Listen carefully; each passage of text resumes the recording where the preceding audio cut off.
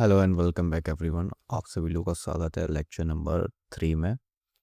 तो जिन लोगों ने भी जीरो लेक्चर नंबर और लेक्चर नंबर 1 और लेक्चर नंबर 2 नहीं देखा है, आप लोग पहले जाके वो लेक्चर्स देख लीजिए, देन आप लोग इस लेक्चर पर आए।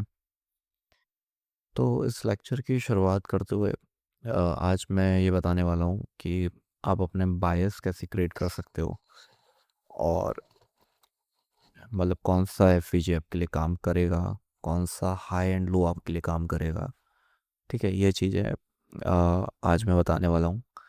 एंड जो चीज़ मैं सिखाने वाला हूँ वो आपको प्रिसीजन देगी, और अगर आपने इस चीज़ को सही से रूल वाइज इस्तेमाल कर लिया तो इसके बाद शायद आपको आगे के लेक्चर देखने की ज़रूरत भी ना पड़े। तो सबसे पहला रूल है जिसमें हमें चाहिए एक क्रैक। ठीक है, देन हमें चाहिए सिक्वेंशियल एसएमटी। इसके बाद हम लोगों को चाहिए होता है पीएसपी, या फिर पीएसपी की फुल फॉर्म है प्रिसीजन स्विंग पॉइंट। इसके बारे में मैं आज बात नहीं करूँगा। या फिर फील्ड कैप, फील्ड कैप करके, ठीक है। इन दोनों के बारे में आज हम बात नहीं करेंगे, बट हम लोग क्रैक और सिक्वेंशियल एसएमटी के बारे में डिटेल में बात करेंगे, जिससे आप लोग अपना पहला ट्रेडिंग मॉडल बना पाओ। ठीक है, चलो। तो जब ये बाई साइड लिक्विडिटी स्विप हुई तो मेरा डायरेक्शन वैसे कोई खास अपसाइड के लिए था नहीं, बट यहाँ पे एक छोटा सा गैप था। तो मैंने ये गैप तीनों एसेट क्लासेस में मार्क किया, और आप लोगों को भी यही सेम चीज़ें करनी है। सारे हाइस को और सारे लोस को, जो कि बिल्कुल क्लोज हैं एक दूसरे के, वो सारे एसेट क्लास में मार्क करने हैं। देन अब होता क्या है, ध्यान से देखना इस चीज़ को, कि एक एसेट क्लास में, ठीक है, एक एसेट क्लास में ये जो हाई है, ये तुम लोग देख सकते हो कि पूरा इस गैप को फिल करता है। दूसरे में भी ऑलमोस्ट एक गैप पूरा फिल हुआ, बट अगर तुम ईरो यूएसटी में देखो तो एक गैप पूरा छोड़ो, बस टच होकर रिवर्स हुआ। ठीक है, तो ये हुआ हमारा पहला क्रैक। मार्केट में जब भी कोई भी इस तरीके का क्रैक होता है, ध्यान रखना तुम्हें फोकस करना है हाइस पे, लोस पे और गैप्स में। गैप्स में ध्यान रखना, तुमको फिलहाल के लिए विक्स से दूर रहना है।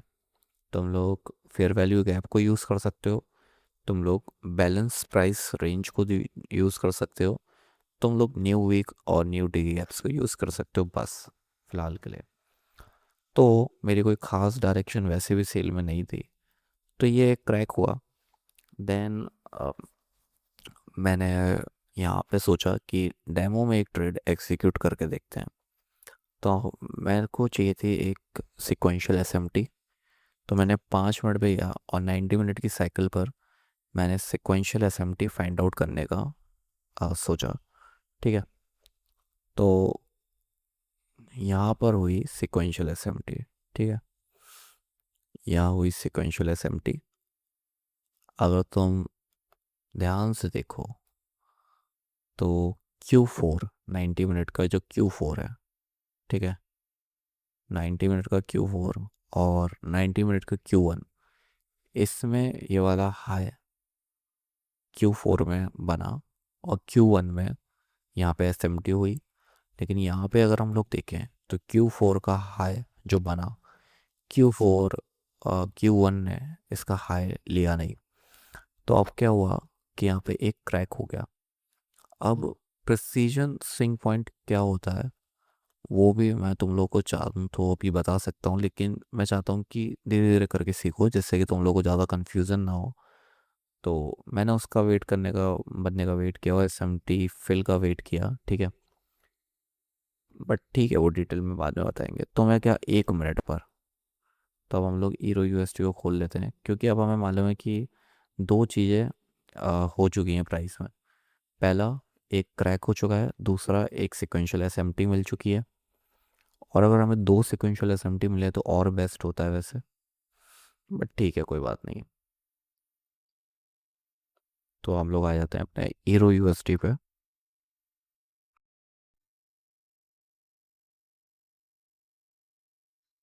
ठीक है गाइस, थोड़ा नेट स्लो चल रहा था, इस चक्कर में मेरे को डायरेक्ट कट मार के यहाँ पे आना पड़ा।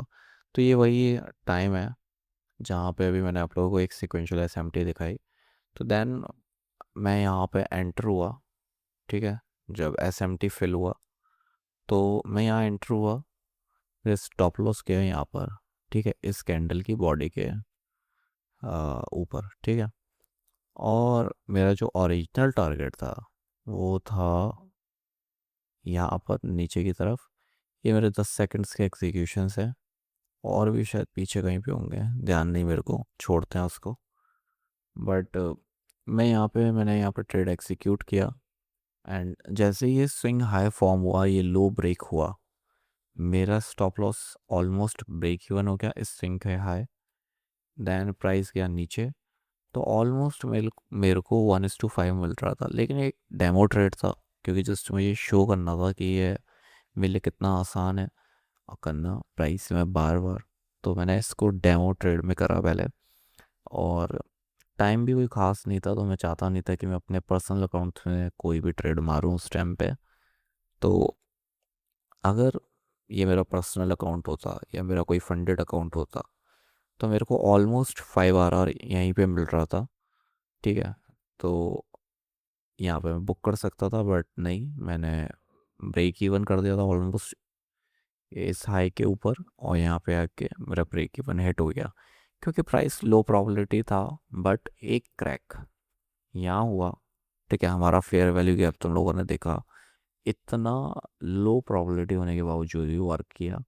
देन यहाँ पे हमें एक 90 मिनट सिक्वेंशियल एसएमटी मिली, हम एंटर हुए कुछ नहीं से, तो 5 RR फिर भी हमें मिल गए। ठीक है, और ऐसे ही हम लोग यहाँ पे मैंने सेल किया था। शायद मैंने DXY में भी कुछ बाय या सेल किया था सुबह। ठीक है, तो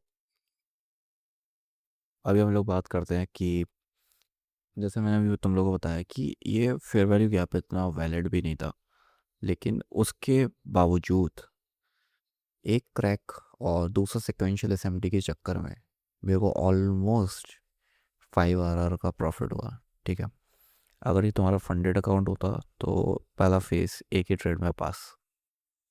समझ रहे हो कि कितनी पावरफुल है। अब बात आती है कि इसको हाइस एंड लोस के साथ कैसे इस्तेमाल कर सकते हैं। तो ये जो हाई है, सॉरी, ये जो लो है, तो ये बना था 6 मई को, और 6 मई को जो हाई इधर बना था वो टेकन आउट हुआ। देन हम लोग जाएंगे 1 आवर पे। 1 आवर पे ये एक प्राइस ने पहले क्रैक किया, क्रैक करने के बाद 1 आवर पे अगर हम देखें तो ये एक सिक्वेंशियल एसएमटी हुई। मैं तुम्हें दिखा भी देता हूँ ट्राइड्स में जाके। ट्राइड्स मतलब जो 3 चार्ट्स एक दूसरे क्लोजली रिलेटेड होते हैं।